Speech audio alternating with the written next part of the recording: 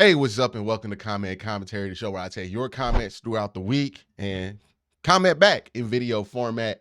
The first video that we're going to be taking comments from is the Let's Talk About the Perion Winfrey video situation. Lots to talk about here. The comment is from Zappa, who says, "It's great that you're saying so neutral on this, but I fear most people won't be as calm. Fortunately, the Browns will probably be.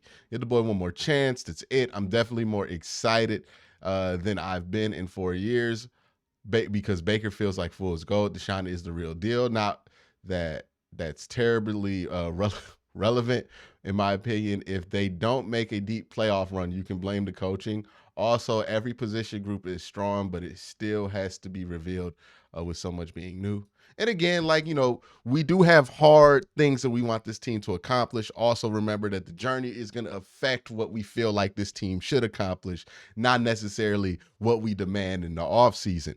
Like, the journey always takes more precedence. But on this whole Perion Winfrey thing, look, with social media, and I hate to be the dude complaining about social media, given that my whole life and career is built off social media. So, like, I understand how it works, but one of the things that having access to everybody's thoughts has done that I don't think is necessarily the best thing in the world is it makes us feel like everybody got to have an opinion about everything, right? Like that you have to have a strong opinion about every piece of news that comes out.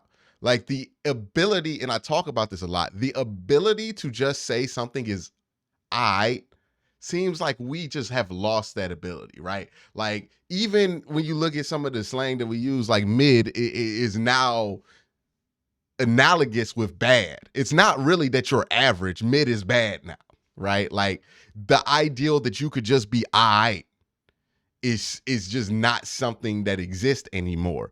Because again, when everybody has access to a platform, they feel like they got to give the hottest take possible to get the most attention, and you just don't. You know what I mean? Like this Perion Winfrey thing, I saw it and I was like, well, that stinks, but let's see what happens with it, right? Like, let's see what the legal process is. Let's see how the Browns handle it. But everybody else had to come out finger wagging or having a hot take or trying to like prove their moral superiority. And it's just unnecessary. It really is unnecessary. Like, just let this whole Perion thing play out. If you don't think he's a good person, okay. Like, if you have very limited information of Perion Winfrey to know if he's a good or bad person. Like, let's be real here. What are we complaining about with Perion Winfrey that people in my comment section are calling him a terrible human being? Not like a bad football player. They're going out the way to call him a bad human being. The brother fell off a scooter and he got in an argument with the girl in public that may or may not have gotten physical. We don't know. Like, this is not enough information to just straight up write off somebody's existence. You know what I mean? You don't have to be first on this. You don't have to stand on the side on this. I'm not standing on the side. I'm not saying Perion Winfrey's innocent. I have no idea. But what I am saying is that, hey, I wish he would stop having these things pop up. So I have to stop. So I don't have to talk about him and the focus could be on the field. But that being said, he's probably going to get an opportunity to play on the field. I don't think we got to go all the way with this. That was my whole point. You know what I mean? Like, I really hope people understand. You don't got to have a hot take on everything. You don't. You don't even have to have a take on everything. Like, there's some stuff you can just not care about and not have to let nobody know. You know what I mean? And sometimes I feel like we feel too what would be the word? We feel like we need to have an opinion on everything. And it's just not true. You don't need to have an opinion on anything. The Browns 5-year plan is the next video that I'm going to be taking comments from. Face Disabler, who is looking like one of the more prolific commenters here. You know what I mean? Somebody got to take the crown from him. I think he on the video like 2 times today. He says, love him or hate him, Jimmy has shown he is willing to go booster mode on this team, and I'll take that over the absentee ownership we had a decade prior. Now, this is a point I will agree to. I do think this is better than what was here before because at least you're taking swings. Like if the Deshaun Watson thing does not work out for the Cleveland Browns, you at least took a swing at it. Right. And I could respect taking a real swing at it versus what we were doing the last 20 years, which was trying to be cheap with quarterback and trying to draft dudes in the 20s and in the second round. Like that was a recipe for nothing but failure. This has a chance of success. So I would take that as a fan 9 times out of 10. But Jimmy Haslam willing to go booster mode has 2 ways about it because there's booster mode and willing to do what needs to be done to get a good quarterback here. There's also booster mode in trying to fire somebody before they need to be fired, right? Like it goes both ways, but honestly, I would rather take Jimmy than what we've had over here before. Not saying that Jimmy's a great owner. He's not. Like, I don't think anybody in the NFL is a great owner. I don't believe that exists. You look at the teams that have had success. It's not because the owner good. It's because they got a good coach and a good quarterback. There's no such thing as good ownership. They all kind of stink, right? There's just different styles of ownership. And Jimmy's style, look, if he gets the right coach and quarterback, he'll be fine. People thought that the Saints had terrible ownership until they got Drew Brees and Sean Payton, and then all of a sudden they're a model franchise, right? Like Art Modell was seen as a model owner for some reason at the end of his career because he had a good team. These owners do nothing, dog. Like they don't impact your success. They don't impact your success on the field unless they decide to make stupid decisions there. That is the only way. They can really only have a negative effect on your team. So no owner is really good. No team wins because of ownership. You know what I mean? Like every team wins because of the quarterback and the coach and the other pieces around them. But that's just my rant on owners.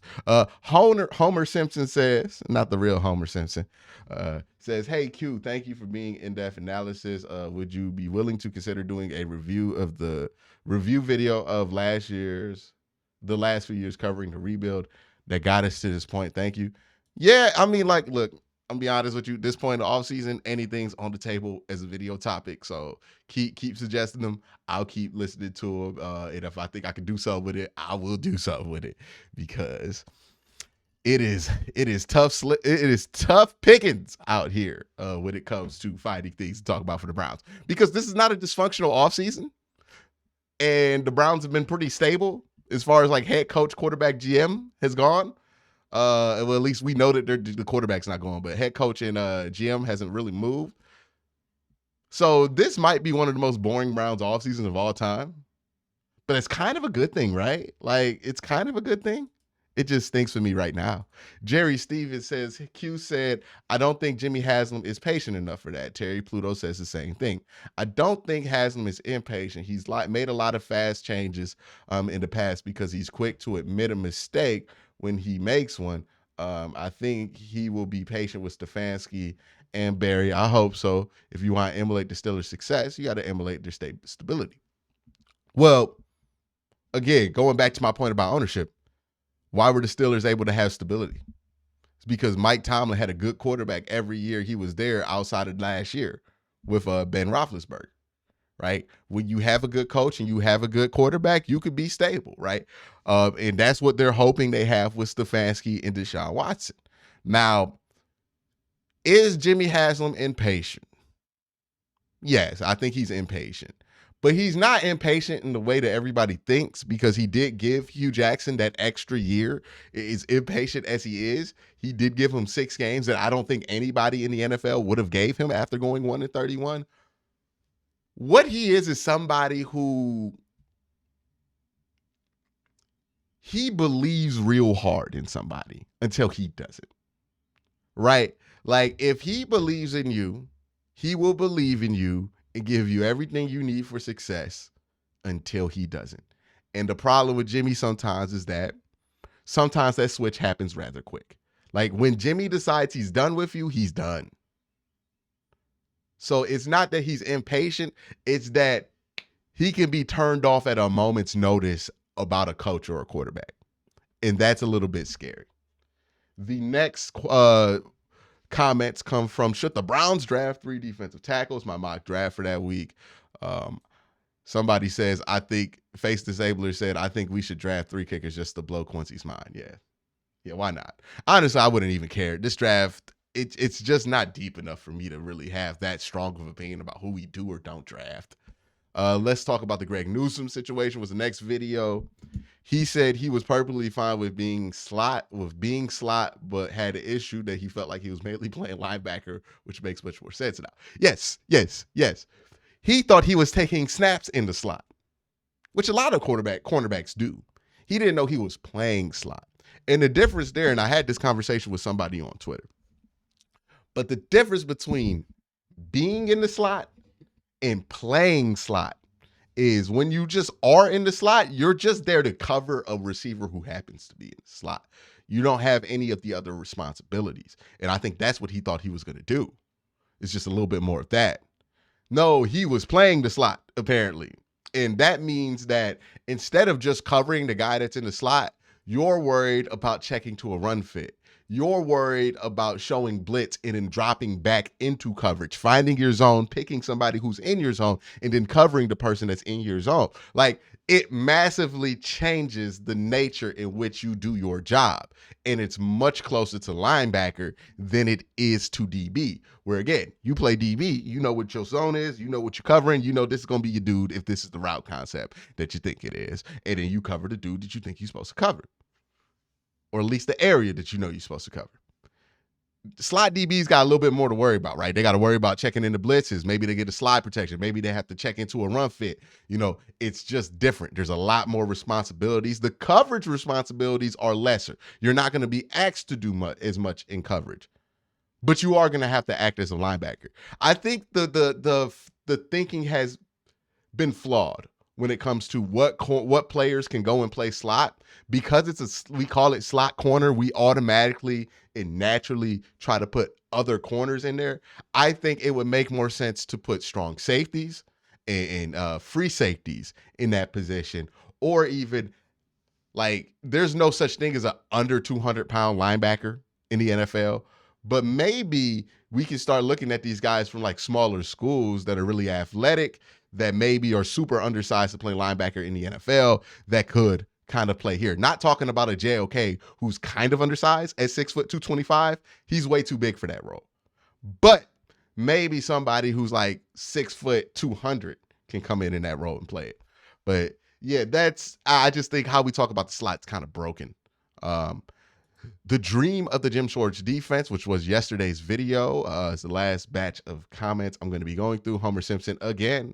He's coming for Face Disabler's money. Says, if the Browns roster lives up to potential, we could be knocking on the door to the Super Bowl. Yeah, we should be. We should be, right? Like, again, this team is talented enough on the coaching side, on the roster side, on the personnel side. They just got to do it. And that's the hardest part. But we've gotten everything else. Now we just need the on-field success. If they have that, again, fork in the road season, right? If you win this year with this group of people around you, I think this team will be good for the next 10 years. Not just win the Super Bowl, but if you just have a good year this year, this team will be stable and relevant for the next 10 years. If you lose this year, all bets are off. Face Disabler coming back. It says, it's serious when Quincy is in stand-up mode. I'm trying to I'm in stand-up mode more often now, just because I like how it feels when I record the video standing up. I feel like I have better energy in these videos. And I feel like my ability to talk is better when I'm standing up. My energy and all that. So I'm trying to just switch it up, performance style, and see what I like to do more. And I think standing up, it feels right. It feels right to do this standing up. But let me know what y'all think. Is it weird for y'all when I be standing up? But that's it for this week's commentary. Y'all have a great day. Have a good night.